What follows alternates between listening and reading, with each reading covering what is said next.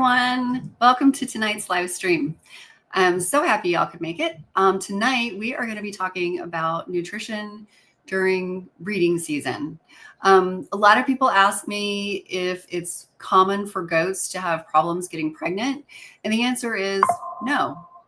They don't usually have any problems at all getting pregnant unless there's a problem with nutrition. That's probably the number one reason that goats do not get pregnant or that they have problems during pregnancy, is simply that there is a problem with the nutrition. So that is what we're going to talk about tonight, because nutrition is really, really important for breeding success, but it's also important for kidding success. So whether you have a goat that you breed and she comes back into heat a week later or 3 weeks later, or keeps coming into heat month after month, or she has a miscarriage in the middle of pregnancy, or she has stillbirths at the end of pregnancy, a lot of times that will go back to nutrition, that there was a problem, that there was a mineral deficiency.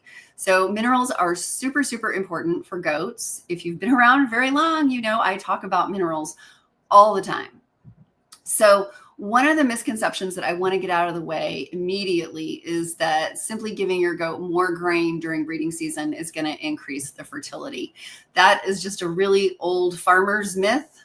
And it's from back in the day when they didn't know anything actually about goat nutrition. And so when it was time to breed the goats, they just thought that if they gave them more grain, that was going to cause them to release more eggs and that they would be more likely to have twins.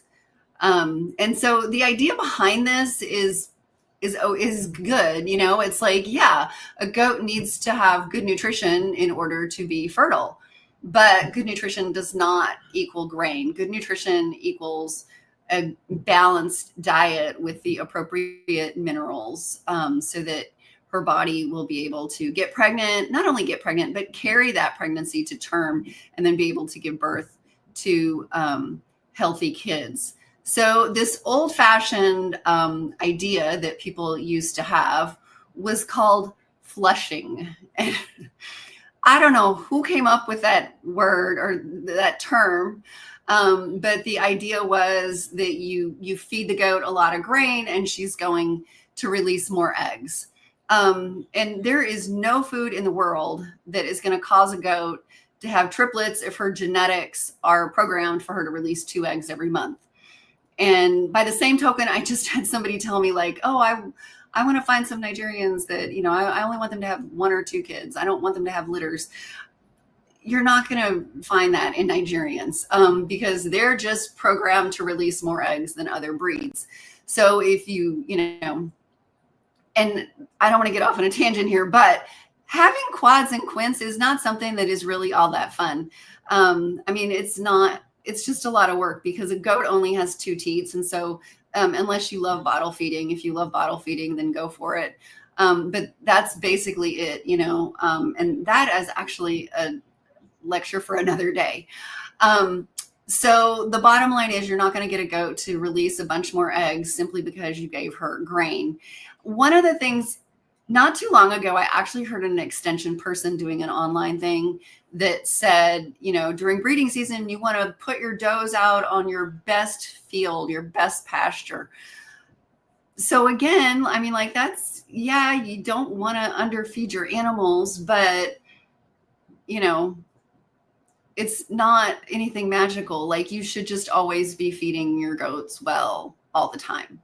So you don't usually need to do anything special in terms of feeding your goats during breeding season, as long as you have been feeding them correctly all along. And we're going to get into what that means here in just a minute. But I also want to mention that if any of you are into raising meat goats, that the term flushing there has taken on a modern meaning, and that is that they will give hormones to goats to make them super ovulate and so that they can harvest eggs and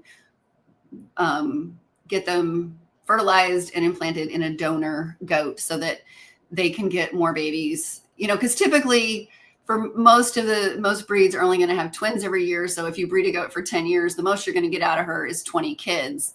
And if somebody really, really loves a goat that they have, it's a real high value goat, and they want to get more kids out of her, then they might try to use hormonal manipulation to get more eggs so that they can use technology to get more babies out of her than what Mother Nature would have given them.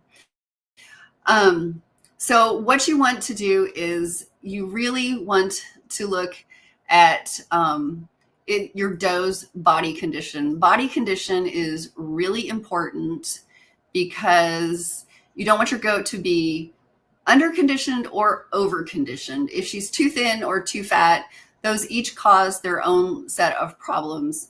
If a goat is too thin, obviously she's going to be taxed trying to also grow babies. And so that's not great, because she might have trouble growing those babies. And then those babies are probably going to be small, not necessarily as healthy as they could be if she had gone into pregnancy with an ideal body condition of around a 3. So I really don't like the idea of breeding a goat, even if she's like at 2.5. If she's at 3.5, that's probably okay. But the problem with a goat that is overweight, first of all, if they're overweight, they may not even get pregnant.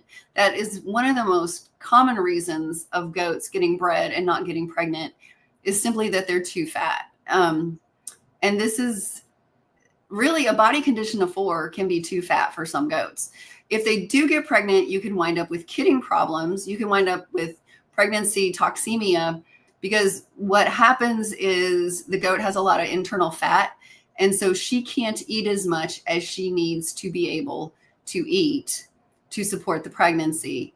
And that can lead to pregnancy toxemia. So it's really ironic that pregnancy toxemia happens in goats that are underconditioned or overconditioned, because the bottom line is they are not getting the nutrition that they need. So if you're not feeding them well during pregnancy, they can get pregnancy toxemia. But if they're overconditioned and have a lot of internal fat, then they just can't consume enough food to be able to grow the babies and keep themselves healthy at the same time. So it's really important that you have year-round good nutrition for your goats, and don't think about last minute fixes. Don't, if you want to breed next week, last month was the time to go look at your does and make sure that you could breed them. We bought 2 new bucks this year in July or June. And so I immediately started thinking, do I want to bring any of my older does out of retirement and breed them again? Because if so, I need to make sure that they are in good condition, make sure that their body condition is a 3, and that they're able to get pregnant and maintain that pregnancy. So let's talk a little bit now about doe nutrition. Does need to have enough protein and calcium during pregnancy to grow babies. And that's really it, because babies are lots of bones and lots of muscles. And to grow bones, you need alfalfa for calcium, or another legume. If you're in the Southeast, that may be peanut hay or Sericea lespedeza, but basically a legume that is high in calcium. And then you need protein. And so that would also be a legume like alfalfa. So the first couple months, of pregnancy, you don't really need to do too much. But once they're pregnant, you need to make sure that they are getting, at 3 months, when they are 3 months into the pregnancy is when you need to make sure that they're getting plenty of alfalfa for protein and calcium. Minerals are really important in fertility. So the most common causes of fertility problems would be copper and selenium. A zinc deficiency or an iodine deficiency could also cause problems, but we don't see those nearly as much. What is much more common with goats that don't get pregnant is a copper deficiency or a selenium deficiency. And we actually had both of those in the early years of having goats. So we had very, very stinky well water because it had a lot of sulfur in it. And so that meant stinky water with sulfur in it is an antagonist for both copper and selenium. So the stinkier your water is, the more likely you are to have a problem with deficiency in copper and or selenium. And I can tell you that our copper deficiency problem was much worse than our selenium deficiency problem, because when we had mineral levels done on the goat livers, the copper levels were horrendously low. Like the first goat that we ever did a liver test on, the copper should have been between 25 and 150, and it was only at a 4, whereas her selenium was just barely into the deficient category. So a lot of people think about their soil when it comes to selenium deficiency. And unless you are in the Dakotas, which has a lot of selenium in the soil, then your soil is deficient. But that's why you have a good loose goat mineral. So you really, really need to have a good loose goat mineral. My two favorites used to be Purina and Sweet Licks loose minerals, because both of them had 50 ppm selenium. And Purina recently lowered theirs, so I'm not happy about that. I know that 50 ppm of copper works great because I do liver tests when goats die. And then a year ago, we also did blood tests, both whole blood and serum, because it's two different types of selenium readings that you get from those. And everybody's selenium was absolutely perfect. And that was just from the Sweet Licks mineral that they get, free choice, whatever, we just keep the feeders full and they eat as much as they want. We spent a lot of money on, like a couple $1,000s on a water treatment system. This filter is about 5 feet tall. An RV filter is not going to do it for you. That if you just look at what RV filters remove, none of them claim to remove copper and selenium. None of them claim to remove sulfur. So if you have stinky water, an RV filter is not going to do it. And we tried multiple different kinds of filters before we finally shelled out $2,000 to get this. It's like a water treatment plant in our barn. It is 5 feet tall, and we have to feed it with chlorine. And then after it gets treated with the chlorine, it goes through the 5 foot tall carbon filter to filter out everything, including the chlorine, so that there's not chlorine in the water that we're actually drinking. So if you have problems with goats getting pregnant, they very well could have a deficiency in copper or selenium. However, do not just assume, if your goat didn't get pregnant, do not just assume that it was because she was copper or selenium deficient. So don't automatically go reach for the Bozy to give her an injection or grab copper oxide wire particles, because too much of these things can kill goats. There is an injectable mineral called Multi-Min, and it has copper, selenium, zinc, and I believe manganese is the other one. And I know multiple people who have killed goats with that, simply because they heard, oh, this person who's got this fabulous herd absolutely swears by Multi-Min, so I'm going to give it to my goats. And I know one person, she killed 4 of her yearlings when she gave it to them. So, which totally makes sense, because your dry yearlings are going to have the lowest nutritional needs of anybody in your herd. And so that was just way too much for them. They did both liver and kidney tests and found that they died from copper toxicosis and selenium toxicosis. And I know a couple other people that also had problems with that. So you need to be absolutely sure that you have a deficiency problem before you go adding more minerals, especially if you're using Sweet Licks or something else that has similar mineral levels. So you want to have a copper level of around 1700 ppm and a selenium level in the mineral of 50 ppm. That's very different than what you're going to have in feed, because if they have those levels in the minerals, they're going to just be eating like about 1/4 of an ounce to 1/3 of an ounce a day. So that is not very much. And unfortunately, this is why sometimes people are like, oh, they don't eat it. Well, you're probably never going to see them eat 1/4 of an ounce a day. That's just like a couple of licks. So especially if you've got 4 or 5 goats, it's going to take them a long time to go through the minerals for you to be able to notice that they've actually gone through the minerals. So it's really important that you not give them more supplements unless you know they need it. And I have a free copper course at the goatacademy.net.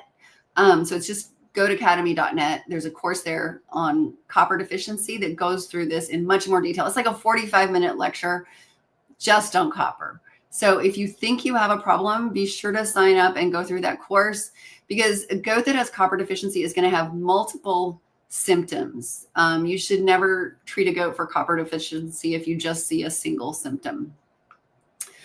Of course, quality hay is really good, and that just means that it is nice and green, and your pasture, especially if you don't have ideal pasture or browse for the goats.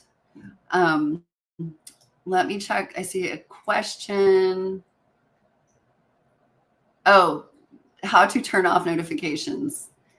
Yeah, I could, I should have done it before I started, because now y'all would all have to sit here and wait, because I get notifications from like 15 different apps. So I'm really sorry.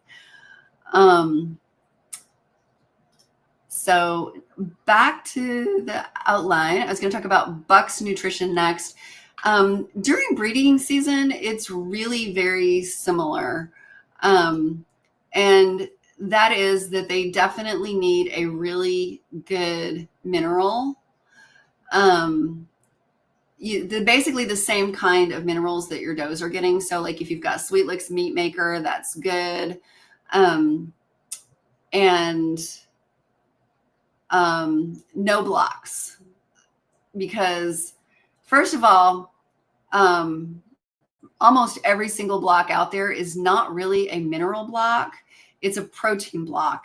And so if you read the guaranteed analysis on it, most blocks are going to have something like 1 ppm of selenium instead of 50.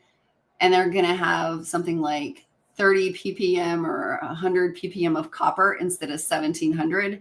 And it is basically, the formula is closer, the guaranteed analysis is closer to a feed than a mineral, because the goats are meant to consume a lot more, which is crazy because it's a block, and goats have a very small, soft tongue. And so they're never going to be able to get enough. And a lot of times people think, oh, I got the block because the goats love it. They're licking it all the time and they didn't touch the loose minerals. Well, that's because they only needed to lick the loose minerals once or twice to get everything they needed. Whereas with that block, they will never get everything they need off of that block, because the mineral levels in there are so low and the block is so hard. So of course, with your bucks, you also want to be checking the body condition on them. And in fact, you really need to be keeping an eye on body condition during breeding season. A lot of bucks start breeding season in good shape, but then as they get very single-minded and they only think about girls and forget about eating, and if you've got them in a pen with other bucks, they're butting heads with the other bucks. They just get really dumb during breeding season.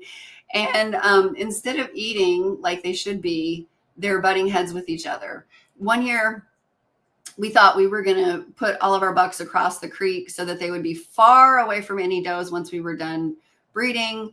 And so we naively thought that if we did that, that the bucks would maintain a better body condition for the rest of the fall. And they didn't. They still, even though there was like a whole creek between them and lots of trees, they still butted heads with each other like the crazy hormone-driven males that they were, and still lost weight like they usually do. So it's really important for bucks that you get your hands on them, because most bucks are very hairy, and that hair can hide a lot of skin and bones. I will never forget one time that, I was looking into my buck pen and I saw a buck that I thought looked kind of thin. And so I went in there and I ran my hands out and I'm like, oh, he actually doesn't feel bad. And I left. And then a couple days later, my son told me that one of our bucks was down and couldn't stand. And I immediately thought, oh my gosh, it's the one who I thought looked skinny. And I'm beating myself up about not doing anything about it. And then I get out there and it's a completely different buck. And he looked okay, but it was because he had so much hair that totally hid the fact that he was just skin and bones underneath. So it is, I have met one person in 23 years who said she loves the way bucks smell. Most people do not love the way bucks smell. And so maybe this is like the last thing you do at the end of the day before you go into the house and take a shower. But you really got to put your hands on your bucks at least once a week and check their FOMACHA scores at least once a week during breeding season to make sure that the stress of breeding season is not causing them to. I see another couple questions. Will bucks have any fertility issues if they are a little over-conditioned in the beginning of a breeding season? You know what? I've never seen anything that said anything about that. And it's probably, as long as you're just saying a little over-conditioned, that might actually be a good way to go into breeding season for bucks, because they're going to be less likely to wind up getting too skinny during breeding season. So, you might need to give your bucks a little bit of goat feed during breeding season to keep weight on them. So a lot of people, a lot of you have probably heard that grain causes urinary calculi, and that is absolutely correct. It can.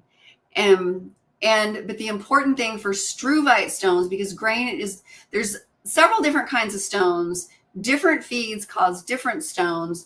And it seems that most people are only aware of struvite stones. And so they talk about like, oh, you've got to feed alfalfa if you're feeding grain to keep the calcium and the phosphorus balanced.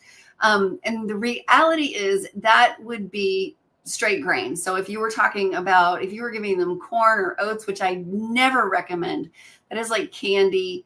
It's just high carbs. There's not really much protein in that at all. If they are starting to lose weight, that's muscle. And so to build muscle, they need protein. And a good source of protein for them is goat feed. And every goat feed I've seen, because I read labels all day long, but don't take my word for it. I want you to read labels too.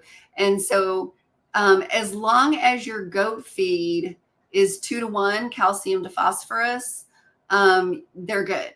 2-to-1 or 1-to-1. But the problem is there are a lot of grains. If you just gave them corn, for example, that is like instead of having twice as much calcium or phosphorus, twice as much calcium, it actually has like 15 times as much phosphorus as calcium. So not only is it flipped, but it is flipped to an extreme degree. And other grains have different levels of phosphorus. Some of them, but I think at best, you're going to get one that's like 8 parts phosphorus to 1 part calcium. And so that's why old-fashioned advice, again, nothing online ever dies. Old-fashioned advice always was you need to feed alfalfa with grain when you give it to bucks. But that was people who did not have modern goat feeds. And modern goat feeds, every modern goat feed that I have read the nutritional analysis on is always got a 2-to-1 calcium to phosphorus ratio. So if you've got that, you're good. The other thing to be aware of is do not be lulled into complacency by a feed that says that it has ammonium chloride in it. I recently shared an article on the Thrifty Homesteader website about ammonium chloride and the fact that you need to you cannot feed ammonium chloride every day if you actually want it to do anything. That after about 4 or 5 days, the goat's body adjusts and the ammonium chloride no longer does anything. So if you're feeding a goat feed that has ammonium chloride in it, it's not going to protect that goat from struvite stones. So if you need to feed it long term, you might want to add ammonium chloride. I have never had a problem with a buck feeding grain short term. So, and I have Nigerian dwarfs, which are smaller, have a smaller urethra. But I only feed them grain if they're underweight. So either they're underweight from breeding season or they're underweight because of a parasite load. And so that means like at most they're going to get some goat feed for 2 or 3 weeks usually. And I've never had a problem with them getting any stones from that.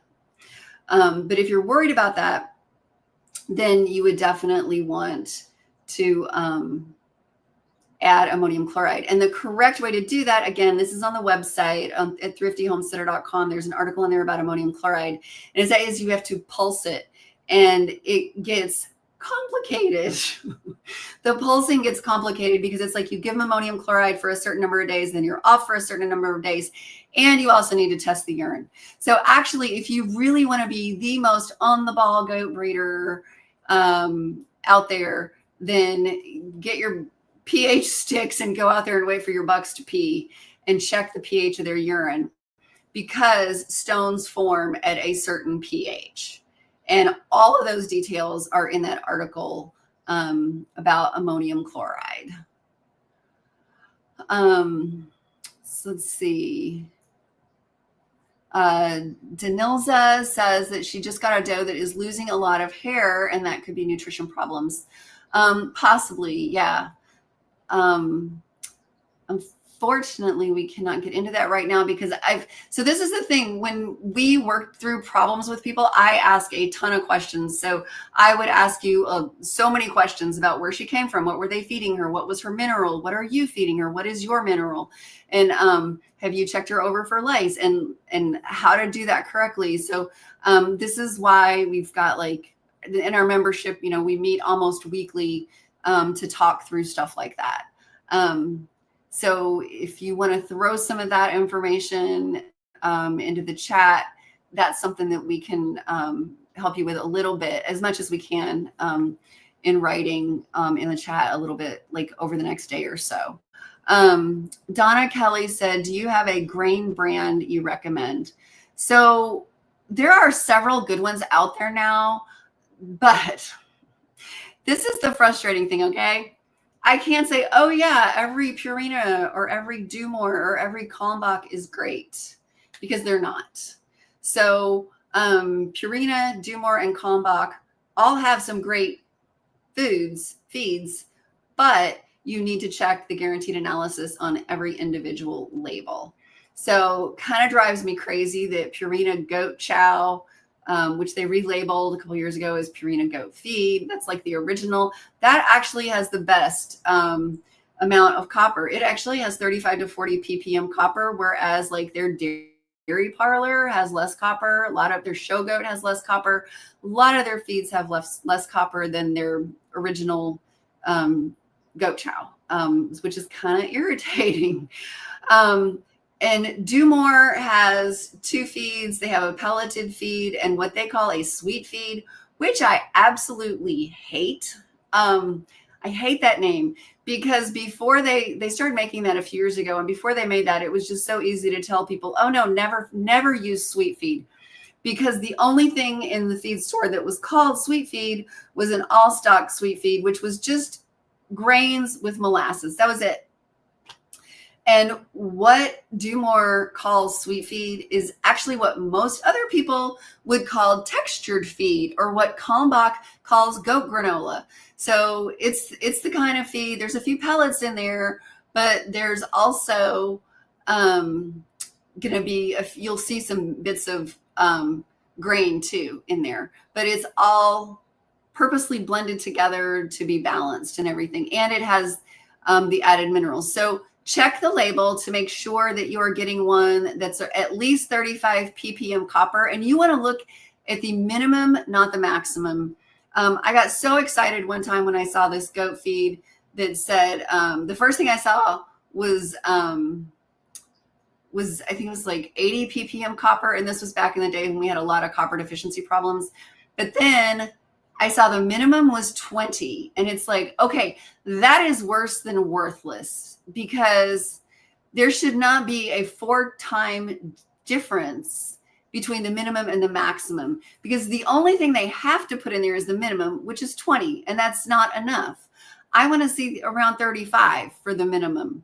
So get a feed that's got a minimum of 35 ppm copper, and then the selenium for a feed is usually going to be, is it 0.5 ppm copper? I'm sorry, 0.5 ppm selenium. I think so. It's a lot less because they eat a lot more of the feed than they do of the minerals. So that's why the numbers that you want to see on the guaranteed analysis are very different between the feed and the minerals. If you see a feed that has 35 ppm copper, that's awesome. If you see a mineral that has 35 ppm, don't buy that. That is so low that they actually put that much in some sheep minerals, and sheep are very, very sensitive to copper toxicosis. So that is essentially nothing for a goat, and you're going to wind up with copper deficient goats if your mineral only has that tiny amount of feed. So Max says he can't get specific goat feed in his area in rural Australia. So he feeds bucks a general purpose pellet, small amount of corn, black sunflower seed, and alfalfa. And then the goats get the same plus oat, barley, and coconut meal. What I usually recommend, it doesn't matter if it says goat on the label. What all of us did in the United States more than 20 years ago, a lot of us bought cattle minerals and cattle feed. So what you want to look for are these numbers that I'm talking about. I don't care what it says on the label. In fact, one of the best feeds for an old goat is senior horse feed. The amount of copper and selenium and zinc in senior horse feed is great for old goats. And it's softer, so that old goats, it's easier for them to chew it if they have dental problems. So you really need to look at the guaranteed analysis on there rather than what species it's labeled for. So I think I got all the questions there. And we've got a link. We've got links on Facebook. We have links for the articles on preventing urinary calculi, and also a link to the free copper course on the Goat Academy.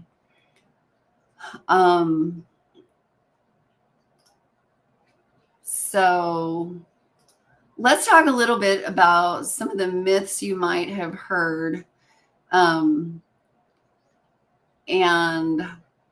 But the important thing, to end with the bucks, the important thing about bucks is to pay attention to their body condition, because that can change drastically during breeding season, and you might need to give them some goat feed if they start to lose weight.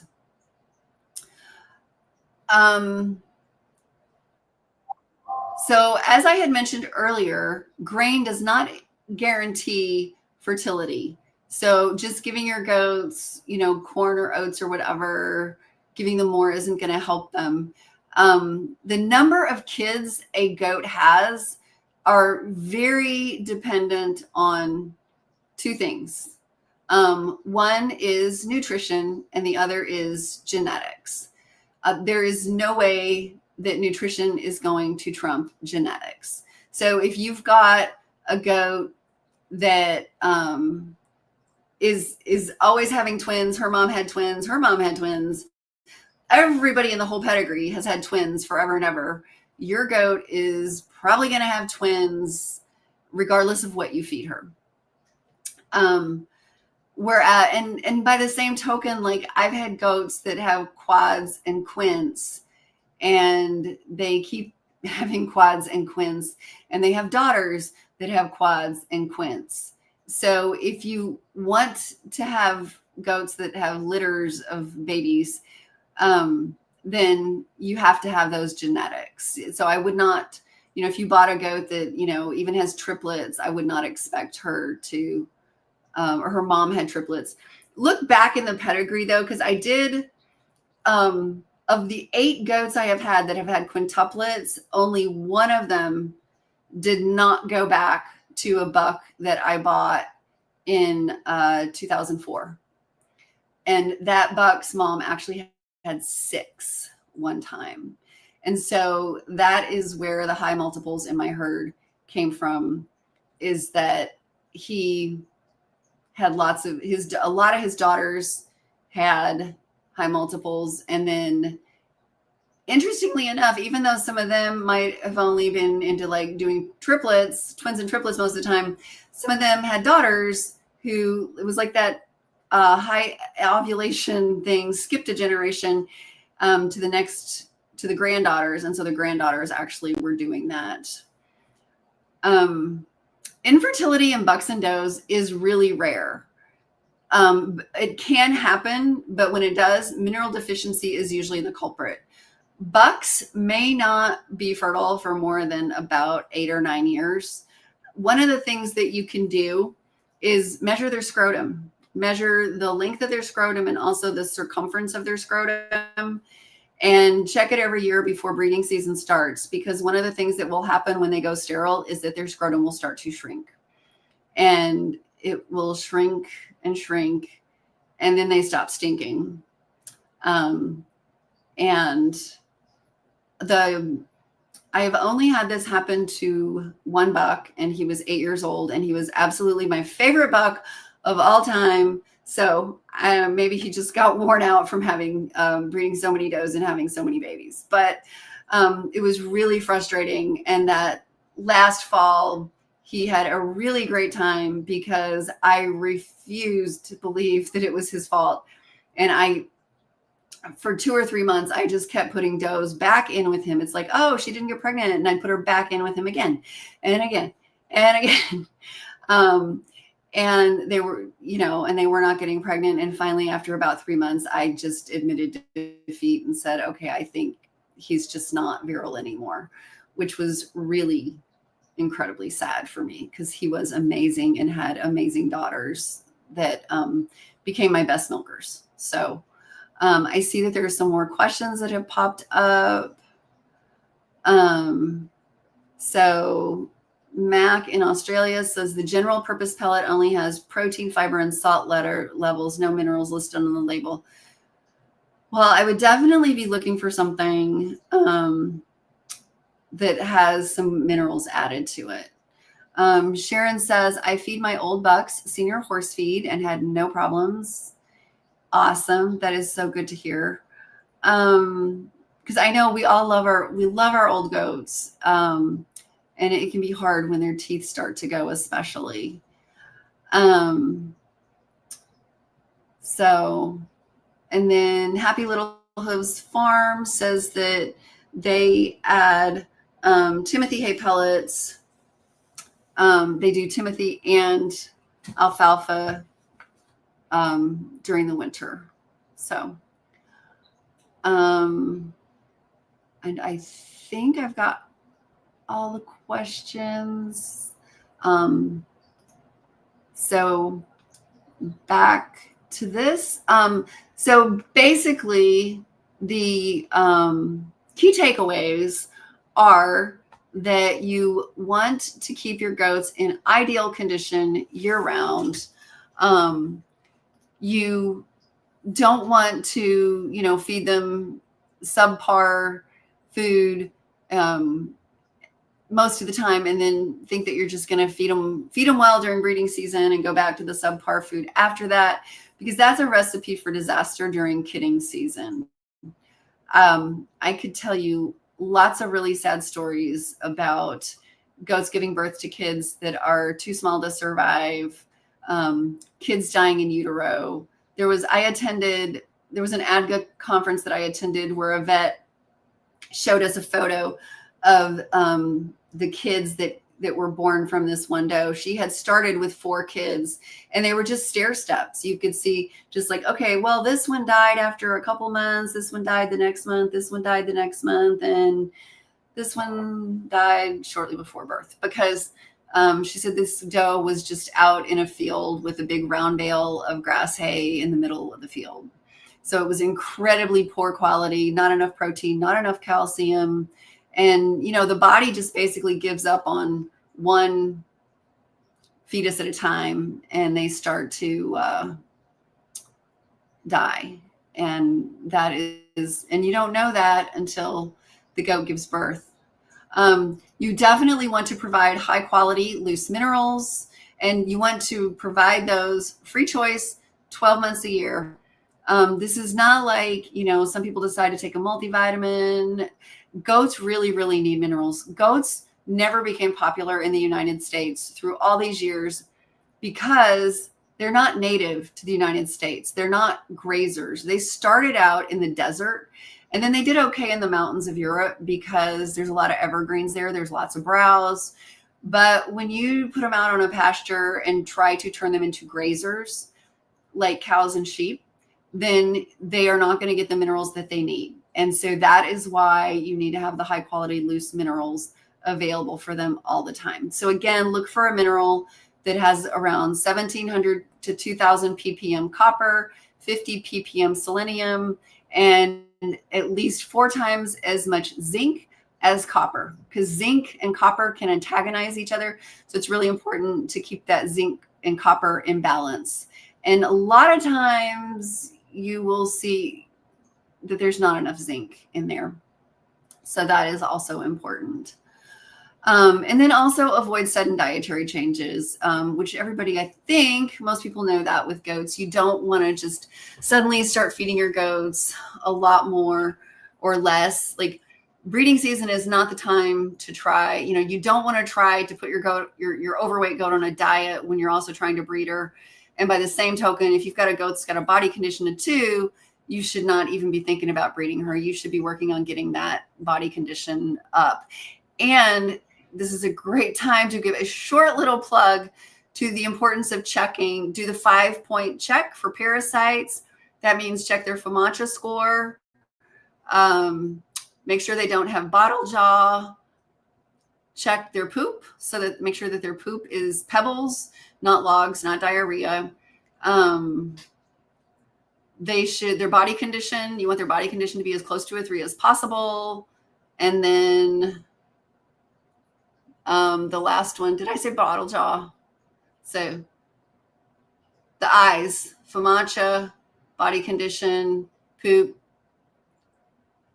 coat condition, and bottle jaw.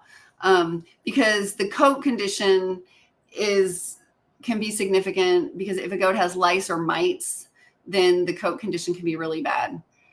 So you want to make sure that they don't have any parasite problems. 95% of the time when somebody says, what can I do to put weight on my goat? The answer is not a feed. The answer is that the goat has a parasite problem that needs to be taken care of. And you could feed that goat anything in the world, and they're not going to improve because you're basically feeding the worms. So that's very important also, is to make sure that because you don't want to have a pregnant goat having a worm problem. You want to make sure that she's in good shape before that happens. So,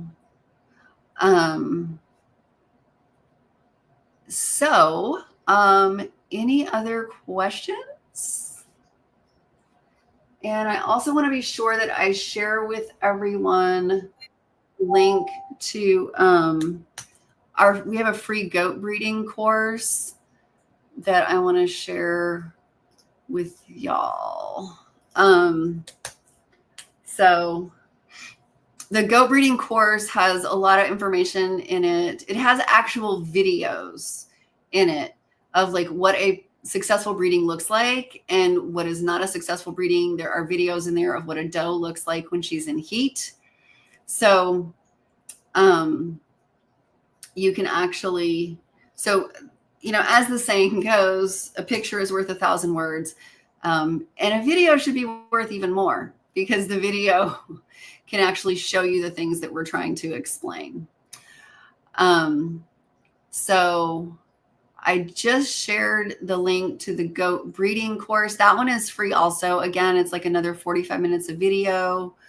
So it should have shown up on both Facebook and YouTube there in the live stream comments. Samantha asked, is it possible to dry lot a buck? Yeah, absolutely. That is a great idea. Using a dry lot is one of the strategies for avoiding worm problems. If you can't rotate pasture, then using a dry lot is a great way to do it, because the intestinal worms infect a goat through grass. So the goats are walking along, pooping on the grass. There are worm eggs in their poop, because you're never going to get a goat down to 0 worms. So anybody that tells you that, oh, your goat has worms, you got to deworm them. It's not about the worms, because they're all going to have worms. And using a dewormer too much leads to dewormer resistance. But when the goat's pooping on grass, the eggs hatch in there, and then the larva is on the grass. And when the grass is wet, the larva can float up on the grass. So most of your larva is going to be on the lower 4 inches of grass. And for that reason, I like to move my goats when the grass is down to 6 inches. And some people, you may have heard some people talk about a pasture stick, which is a stick that you walk out there to check the length. This is my pasture stick. This is 6 inches. And so I basically just walk out there and I put my hand down, and I want grass to come up to at least my wrist. If grass does not come up at least to my wrist in most of the pasture, then it's time to move the goats to a new area. And so if you can't do that, if you can't do rotational grazing, then having your animals on a dry lot works great.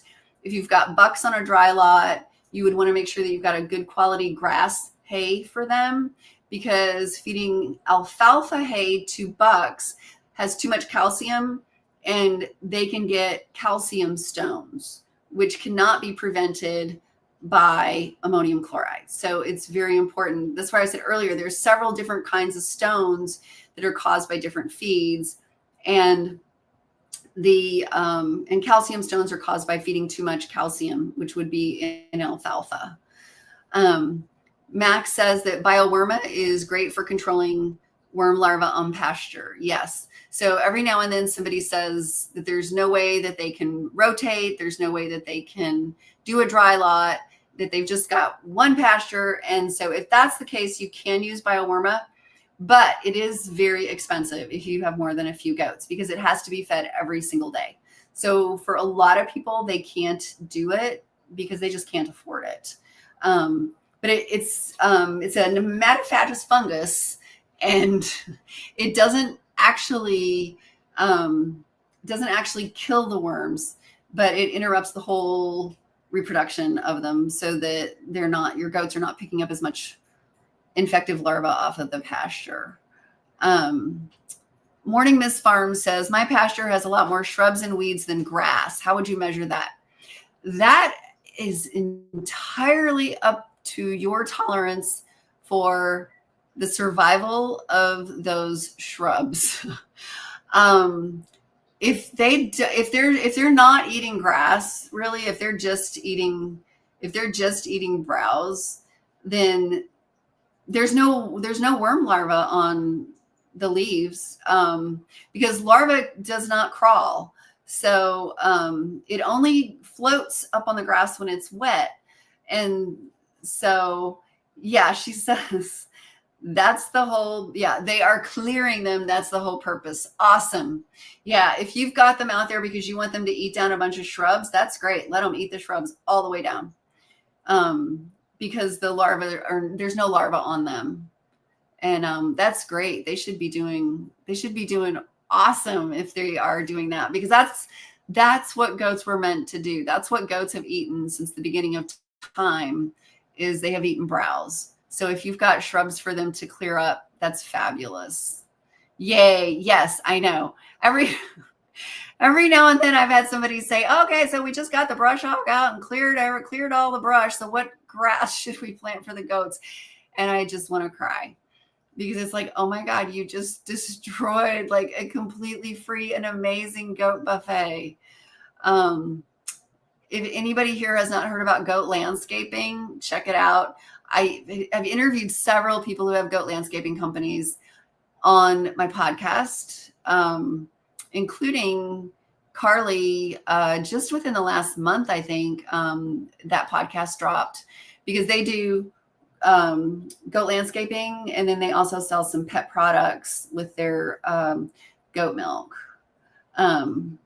Oh, I love it. I never thought of that. Morning Mist Farm just said brush hog. Isn't that what goats are? They are. Oh my gosh, I never thought about that. Goats are brush hogs. Totally. That's awesome. I can't believe no one's ever said that before. But that is absolutely perfect.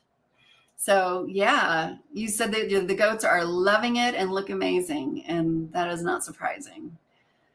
So yeah, we've discovered that we need to put our goats in some of the neglected parts of our farm now, because they are starting to be overtaken with honeysuckle. So does anyone else have any questions tonight? If not, I will be back again next week. Next week, we are talking about breeding readiness. How do you know when your does and bucks are ready for breeding? We're going to talk about age and a little bit more.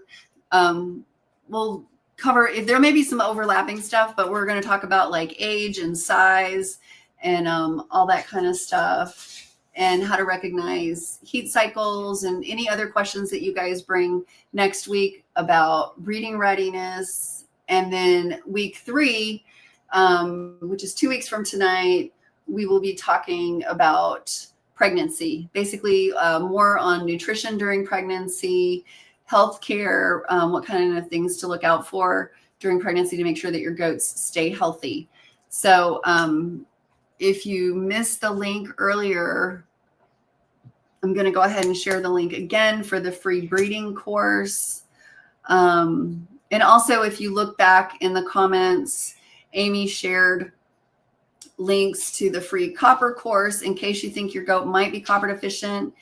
Definitely join that course and check it out to make sure before you start supplementing. And if you're in any of these courses, even the free courses, there's a discussion board with every video, and you can post photos. So if you think your goat is copper deficient, I'm going to ask you for photos to make sure to get me good photos of what you're seeing that has you concerned, like why you think the goat might be copper deficient.